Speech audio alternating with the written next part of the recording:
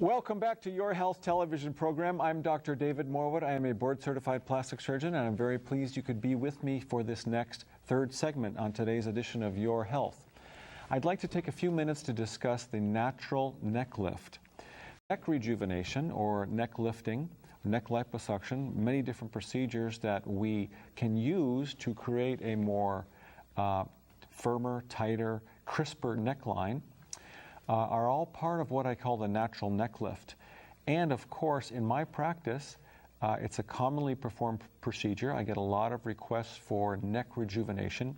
And in fact, it seems to me in some months and some seasons, I perform more neck lifts than I do facelifts. I sometimes do more neck rejuvenation procedures, whether it's simple liposuction or a formal platysmoplasty, than I will for a facelift.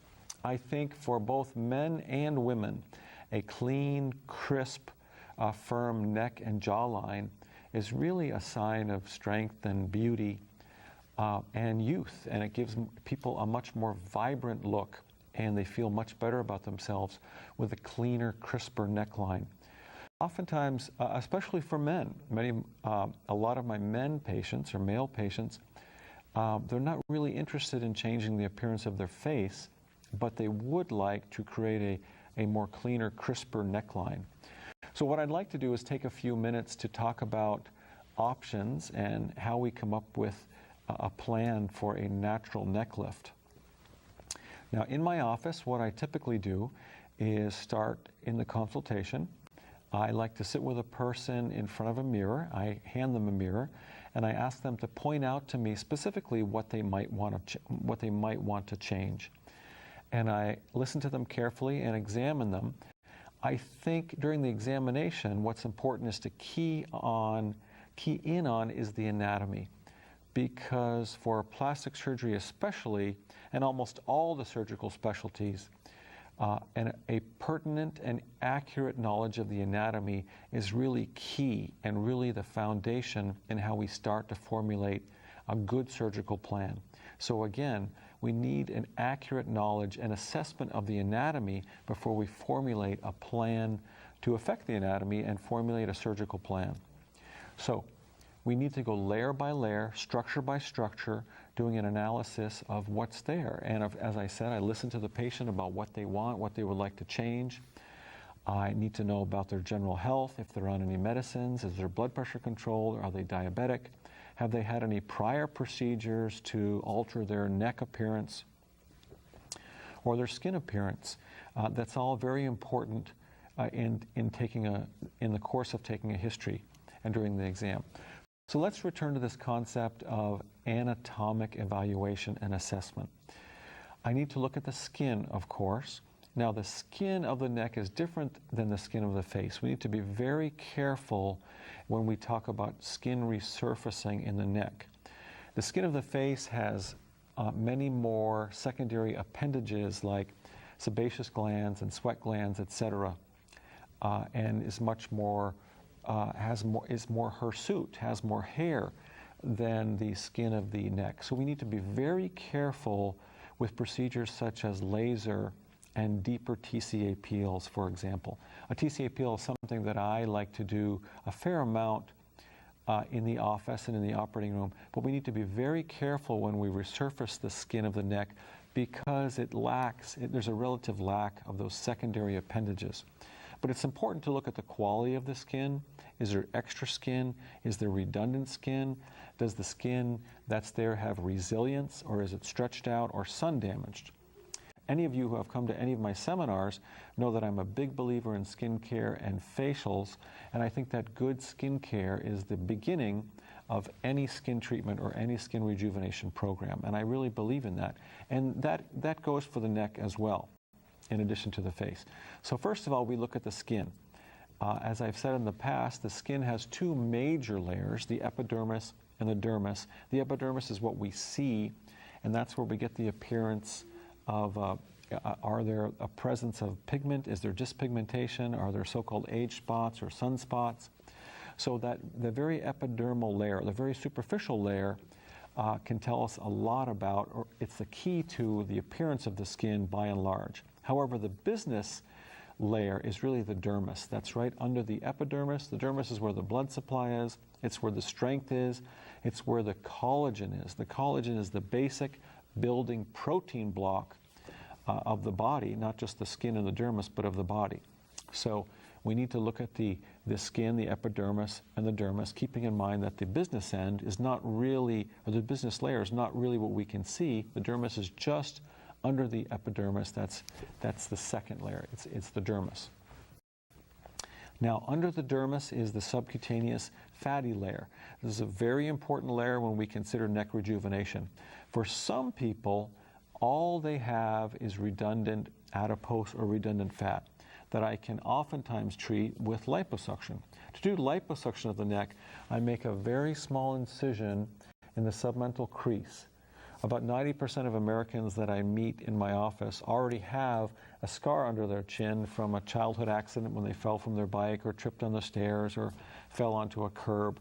So usually a very small incision in the submental crease underneath the chin doesn't usually bother people. I make a second and third incision where the earlobe meets the cheek, one on each side. So a total of 3 incisions, and through those incisions I can insert a cannula. A cannula is a tube. I attach the tube to suction, and I can vacuum out lots of fat cells. And I can mold and shape and tailor while I do that. So it's important to keep in mind that liposuction is not for everyone, but for the patient who does not have a lot of lax or redundant muscle, and for the patient whose skin is resilient. It can be a very effective way to smooth out the neckline, to make it crisper and cleaner, and that can be effective. In general, that's for people with not extra skin, or liposuction is for people who have a fair amount of skin resilience in the neck. Liposuction can be very effective. It's a very important tool. Next, I look at the amount of skin. If someone has extra skin and there's too much skin there, then it needs to be either removed or repositioned. Now, we need to distinguish between skin that has descended from gravity, in other words, come down from where it used to be above the jawline and has come down to below the jawline. We need to distinguish that then from skin that started out in the neck anyway and has lost its resilience and is hanging and being affected by the gravity. If there's redundant skin or a loss of resilience, then that skin either needs to be repositioned, redraped, tightened to some degree, or removed. How do I remove extra skin from the neck? Well, in general, very small amounts of skin from the submental area can be removed with a little incision in the submental crease. But for more complex or invasive maneuvers, I make incisions in front of the ear, under and around the earlobe, and to the behind the ear. That's called a retroauricular crease, and sometimes across the bone that's behind the ear. That's called the mastoid, and then into the hair or just at the hairline. Through those axis incisions, I can dissect down, tighten muscles, remove extra skin, remove some fat, etc. So those can be very valuable, very helpful incisions to be made around the ears when I'm trying to gain access to the neck, in addition to the submental incision that I make in the crease under the chin. So we've talked about the skin. I need to evaluate whether or not the skin has resilience. Is there extra skin? I need to look at the fatty layer, the subcutaneous tissue. Does fat need to be removed? I do not like to remove all the fat, of course, because some fat is desired. Some fat under the chin and in the neck is desired. We don't want a skeletonized or overly dissected or overly thin appearing neck. That leads to a cachectic, unnatural appearance. Next, I look at what's called the platysma muscle. The platysma muscle is oftentimes the culprit of the bands underneath the neck. Sometimes people will come in and they grab the tissue under their neck and they say, "Doctor, I have this turkey waddle or this turkey neck, too much extra skin, all this fat. Can you remove the extra skin and fat?" Where the truth is that the muscle underneath the fatty layer, that's called a platysmal, it's lax. When those muscle bands get lax, they tend to be more affected by gravity and they tend to hang or to descend. When what we really want, of course, is for the neckline, the muscles to be crisp and clean and adherent to the deeper structures, deeper within the neck, of course. So a platysmoplasty can be done through the submental incision. That's where I make an incision in that same crease, and I go in and I address those bands either with the so-called pants over vest maneuver when I tighten them up and one atop another with sutures. I can shore them up. Sometimes we divide the bands. Sometimes we manipulate them through different ways. But those are all ways that we can do a platysmoplasty. Sometimes I just shore them up with a suture midline.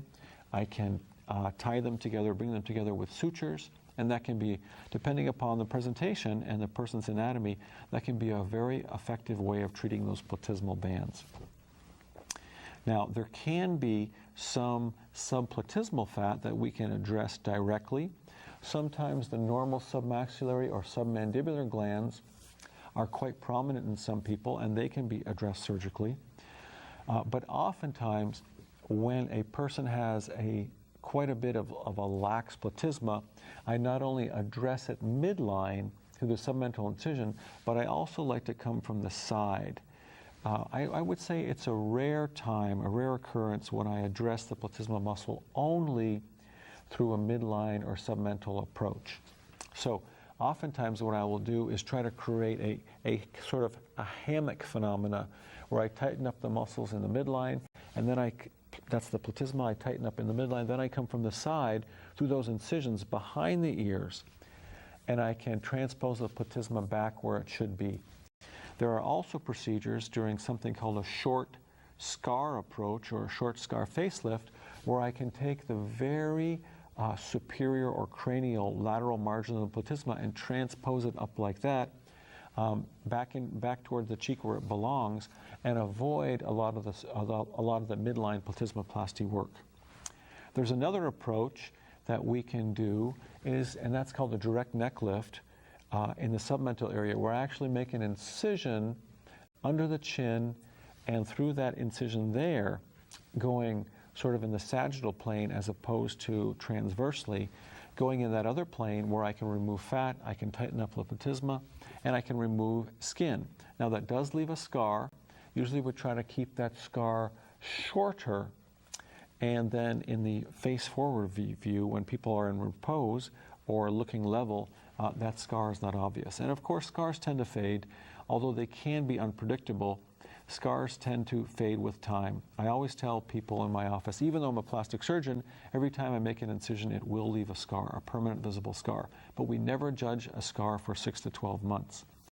Now, there's another step in the analysis that I like to do, and that's to evaluate the deeper structures. In other words, evaluate the foundation. I look at the actual jawline itself, I look at the jaw, and I look at the position of the chin. For both men and women in our society, to have a harmonious, balanced face, including a moderately prominent chin, can be a very valuable adjunct in neck rejuvenation. So at certain times, I will recommend a silastic chin implant to give a more of a volume and improve the contour of the chin. And at other times, I'll recommend what's called a bony genioplasty. That's where we bring the actual chin forward, and I do that through an incision in the mouth. It doesn't leave obvious scars. So I go in and I divide the bone at the proper place below the teeth level, below the dental roots. I avoid these nerves called the mental nerves, which come out just below the canine teeth. Those nerves need to be identified and preserved, so I can divide the bone across at a certain level, and I can advance the chin bone itself. That's called a bony genioplasty, and then I fix it rigidly, either with wires or plate and screws. And that can be done in the operating room on an outpatient basis. It sounds sort of like complicated surgery. It needs to be done carefully, but again, we're not going into the throat, we're not going into the pharynx. It's just this tissue here. We're really affecting the chin and the chin bone just under the soft tissue. So that can be a very effective adjunct to improve the whole entire appearance of the neck, as well as the jawline and the chin itself. Now, a silastic chin implant can be done through a small incision in the submental crease, and that is similar to other type of implants that we use. It's firm silicone. It goes on top of the chin bone, And it's perhaps a more simple way to provide extra volume and projection for the chin. So again, for an effective natural neck lift, we need to look anatomically. We need to go layer by layer, examine the skin, look at the fatty layer, look at the platysma muscle, and of course look at the foundation of the structures. And we need to plan out our incisions, whether it should be done under local anesthesia in the office or whether it requires a general anesthetic or a more intense sedation at the surgery center or the hospital. And of course, we like to base our approach on what a person wants, what is that person's concern, where do they want to go, keeping in mind their health, how much time can they take off, etc. So those are all components to what I like to refer to as the natural neck lift. If you'd like more information about the natural neck lift or any other topic in plastic surgery, I'm Dr. David Morwood. My office is here in Monterey. I'm at 831-646-8661. That's 831-646-8661. Or go to drmorwood.com, D-R-M-O-R-W-O-O-D, drmorwood.com. Once again, thank you very much for joining us today on Your Health television program. I'm Dr. David Morwood. I am a board-certified plastic surgeon. I'm very pleased you could be with us. Please tune in again.